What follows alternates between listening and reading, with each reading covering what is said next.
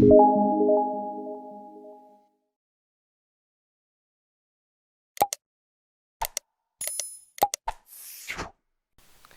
bismillahirrahmanirrahim. Assalamualaikum warahmatullahi wabarakatuh. Syukran hamdan lillah wa ala alihi washabihi wa wala amma ba'du. Ayyuhal ikhwan wa ayyatuhal akhwat. Haya nabda bil basmalah. Bismillahirrahmanirrahim. Baik, pada pertemuan ini di pelajaran 1 kita akan coba dalami beberapa hal. Salah satunya yang akan kita dalami adalah berkaitan dengan partikel inna. Nah, partikel inna ini eh, ada di dalam percakapan yang telah kita pelajari, yaitu di Al-Hiwar pelajaran 1 ya. Taib.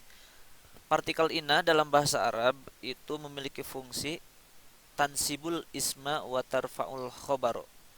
Jadi dia menasabkan isim dan merofakkan khobar. Dan partikel inna ini hanya masuk kepada jumlah ismiyah saja. Coba diperhatikan. Jadi di dalam bahasa Arab itu ada dua jenis kalimat atau ada dua jenis jumlah. Ada yang pertama jumlah ismiyah, ada yang kedua jumlah fi'liyah. Jumlah ismiyah itu jumlah atau kalimat yang diawali dengan isim atau kata benda. Nah, jadi partikel ina ini hanya masuk kepada jumlah ismiyah saja. Itu ya. Taib. Langsung saja ke penjelasan berkaitan dengan partikel ina. Inna ini menunjukkan penekanan yang artinya itu bisa sungguh atau sesungguhnya. Tapi ada beberapa hal yang perlu diperhatikan dalam penggunaan partikel inna. Yang pertama, perhatikan, jika mubtada memiliki satu dhammah, maka berubah menjadi fathah setelah inna. Contohnya di sini ada al-mudarrisu jadidun. Perhatikan, kalimat al-mudarrisu jadidun itu disebutnya jumlah ismiyah. Kenapa? Karena diawali dengan isim. Al-mudarrisu dia sebagai isim. Dan al-mudarrisu ini kedudukannya atau posisinya dalam bahasa Arab dia sebagai mubtada dan jadidun sebagai khobar. Baik.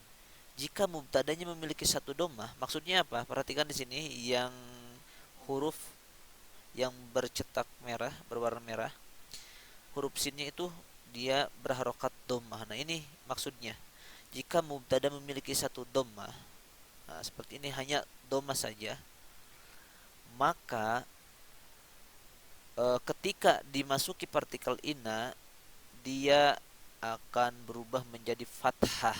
Perhatikan, kita masuki partikel inna. Innal mudarri, asalnya mudarisu ya, jadi innal mudarrisa jadidun. Nah, perhatikan. Jadi juga yang kedua, al mudarisu itu asalnya mubtada dan jadidun asalnya khobar, tetapi ketika dimasuki oleh inna, maka al mudarisu tidak berfungsi sebagai mubtada lagi, atau istilahnya tidak disebut mubtada lagi, tapi dia disebut sebagai isim inna dan jadidun sebagai khobar inna. Itu ya.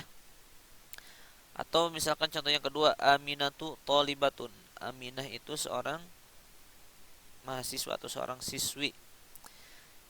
Maka masuk inna, inna aminata tolibatun. Sesungguhnya Aminah itu adalah seorang siswi.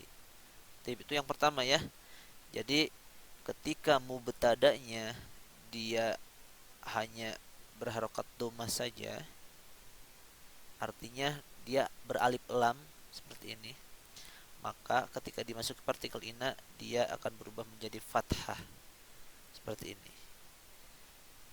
Tapi yang kedua, jika mubtada itu memiliki dua dhammah, dhammatain, maka berubah menjadi fathatain setambahan plus alif di depannya. Jadi seperti ini. Contohnya hamidun maridun. Hamid sakit. Nih, dal yang berwarna merah dia adalah mubtada dengan dua dhammah atau dhammatain. Ketika dimasuki partikel ina, maka ditambah yang pertama harokat dal menjadi fathatain dan ditambah alif di depannya. Inna hamidan maridun. inna hamidan maridun. Seperti itu. Kemudian yang ketiga, jika mubtada itu adalah domir, domir, isim domir, ana, anta, antuma, antum, dan lain sebagainya, maka domir itu berubah ke dalam bentuk mansubnya. Contoh misalkan anta goniyun, maka ketika dimasuki oleh inna tidak ditulis inna anta, tetapi inna plus anta dia jadi innaka goniyun. Inna plus anti innaki goniyun. Inna plus antum innakum goniyun, dan lain sebagainya. Jadi dia jadi bersambung atau muttasil istilahnya. Seperti itu ya. Nah, jadi ini beberapa catatan dalam penggunaan partikel inna. Semoga dapat kita praktekkan khususnya dalam latihan-latihan di pelajaran 1 Durus Lughah Jilid 2 ini. Kita lanjutkan. Yang kedua yang kita bahas itu adalah partikel la'alla. Nah, partikel la'alla ini dia masih saudaranya inna. Itu artinya berarti partikel la'alla ini memiliki fungsi yang sama dengan partikel inna, yaitu tansibul isma wa tarfa'ul khobaro. Nah, adapun artinya adalah partikel ala ini menasabkan isim dan merofakkan khobar. Adapun arti la'ala itu sendiri artinya adalah semoga atau harap, berharap, saya harap. Contoh misalkan di sini ada kalimat al-jawu jamilun, cuaca itu baik. Kemudian ketika dimasuk oleh partikel la'ala, maka al-jawu di sana akan berubah menjadi mansub dan disebut sebagai isim inna. Berarti menjadi asalnya al-jawu jamilun, masuk ke la'ala, maka la'alal jawa jamilun. Nah, al-jawa dia sebagai isim la'ala dan jamilun sebagai khobar la'ala. Kalau inna berarti jadi al-jawanya sebagai isim inna dan jamilun sebagai khobar inna. Jadi tergantung dimasuki oleh partikel apa. Atau misalkan contohnya kedua, al-mudarrisu maridun, guru sakit, masuki ala, maka la'ala al-mudarrisa maridun.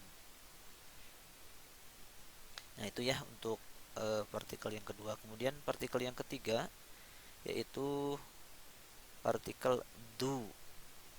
Nah, ini memiliki arti memiliki atau mempunyai. Contoh du malin, artinya memiliki harta. Du khulukin, memiliki akhlak. Du ilmin, memiliki ilmu.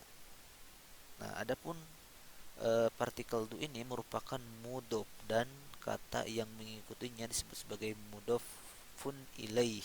Oleh karena itu bentuknya dia majrur atau kasrah. Nah, kemudian bentuk muannas atau bentuk perempuan dari zu itu adalah zatu. Zatu. Jadi asalnya zu mudzakarnya dan muannasnya zatu. Misalkan Bilalun du ilmin, itu mudzakarnya.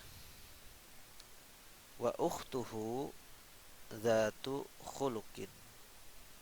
Nah, ukhtun di sini kan dia muannas, maka penggunaan kalimat du-nya asalnya mudzakkar dia harus berubah menjadi muannas.